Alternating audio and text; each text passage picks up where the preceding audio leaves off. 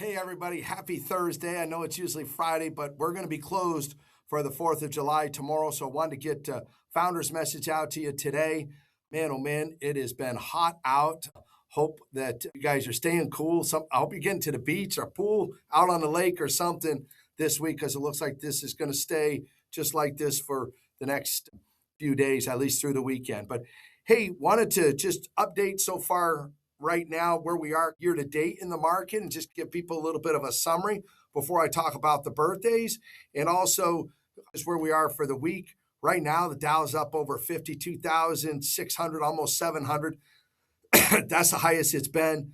The VIX index is just under 17, which is very respectable, which measures volatility. So that's down, but the market is up several hundred points today, which is great. The 10-year Treasury hovering right around 4.4. So it's good. It's like come down and stay down a little bit. So that's all good. But let's just summarize the first 6 months of the year, if you will, and talk about the major indexes and some of the ones that are big indexes, but you may not be quite as familiar with. The Dow right now is up 8.9% for the first 6 months through the year. That's the best first half performance for the Dow since 2021. Which is great. That's incredible. The S&P likewise is up 9.6 the first 6 months of the year, coming off a couple of pretty strong years prior to that. Excuse me, which is great. The Nasdaq is up 12.8% through the first 6 months. That's the tech. The S&P is obviously growth stocks. The Dow is more value stocks, or what we call renters. The Russell 2000, which measures small cap or smaller companies' performance, is up 22% in the first 6 months of the year. That's the best first 6 months for the Russell 2000, the small cap index, since 1991. So best performance in 20, 30 years. So that's incredible. But that's why we always talk about, hey, we want to be well diversified. We want to make sure we're in all sectors and have a little bit in each one of those sectors and be able to participate when we're having great runs like the market is and almost all the indexes are so far year to date. So wanted to share that with people. As far as interest rates, not coming down. New Fed Chairman Kevin Warsh going to play it a little bit differently, and I think that's a good thing. He's really holding his cards close to the vest.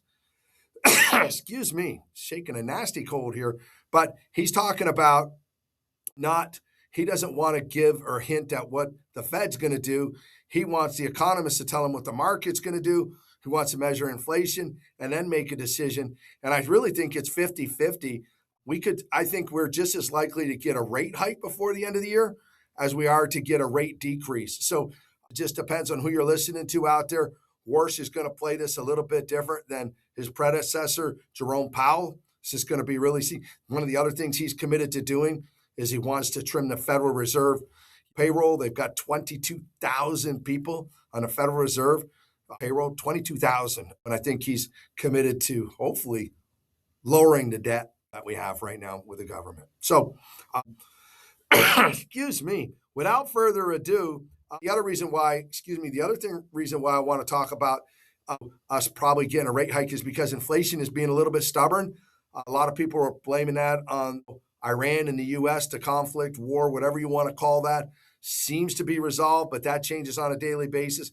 If that gets resolved, let's see if inflation comes down a little bit, and I think that'll have something to do with what happens with rate hikes as well. But inflation, and I do think that's a big part of it, has remained stubbornly high, and that's why I don't think we've gotten a rate decrease so far. All right, without further ado, I'm going to jump into the birthdays. Here we go. Catherine M., Holly A., John C., Leo B.G., Alina H., Alan F., Gary Q., Greg A., Michelle W.F., Terry S., Anchor B., Craig S., Donna V., Emily L., Javier B., Jim K., Nancy R., Robin G., Russell L., Chris P., David K., Megan F., Michelle C. Those are all today's birthdays. Chris, David, Megan, and Michelle, happy birthday today. Tomorrow's birthdays, Judith, Becky, and Stuart. Judith H., Becky K., and Stuart J. And Saturday, Becky G., Don D., Julie R., Lisa L., David L., and Terry S. I got through that all in one breath without coughing. I'm super proud of myself. I hope everybody has an amazing 4th. Please enjoy our country's 250th birthday and stay cool until next week. God bless and take care. Bye.